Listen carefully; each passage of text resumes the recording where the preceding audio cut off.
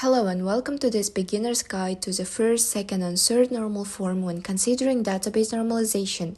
So let's start. First of all, what is normalization? Normalization is a process of organizing data in a database. In this video, we will learn about the third normal form. Third normal form, no transitive dependency. So it is similar to the previous one, but we are not talking this time about the primary key or the composite key. We are talking about something else. So just like when you try to put something into second normal form, it had to already be in first normal form. Well, third normal form is the same idea. What you need to do is it needs to be in second NF. But of course that also means that therefore if it needs to be in second NF, it must also be in first NF because the two go back. So anything that's in thirds got to be in second, and obviously anything that's in seconds already got to be in first. So it needs to tick all those other boxes. It cannot be duplicated, it cannot be divisible, it cannot be multiple values, it also cannot have a partial dependency, so all of those. And then it must also do this other item here, which is no transitive dependency. Again, it sounds a bit weird, but all it means is that all fields must be only determinable by the primary or composite key, and you cannot determine any of the fields by other keys in there. So what does it mean? Well, let me show you a nice example. Here we go. So here we have got a list of tournaments, and here there is the tournament name, and that's the year the tournament was in. And then we have got the winner of the tournament and the winner's date of birth.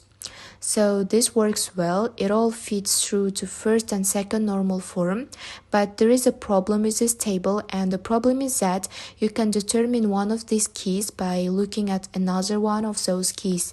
You can tell what the winner's date of birth is by going to the winner's name. So here you can go. You know that the winner's date of birth is this date of birth because that's his name, okay, and he's got that name. So although it is not dependent on these bits here, you cannot tell the winner's date of birth from the tournament name or the year. You can tell the winner's date of birth from the winner's name only. So that's not good.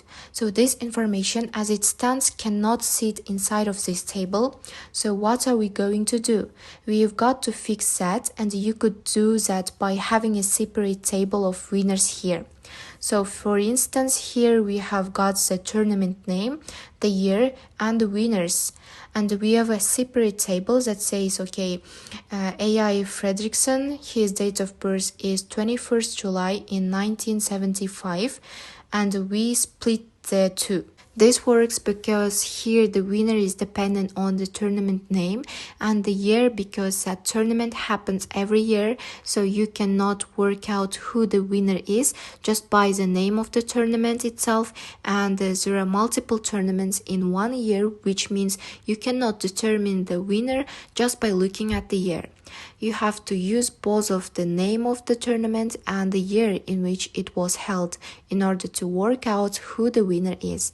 So that fits perfectly. And then over here again, the date of birth corresponds to that particular winner. There you go. Okay, good. So that's first, second and third normal form. If you like that, then please subscribe our channel. Bye bye.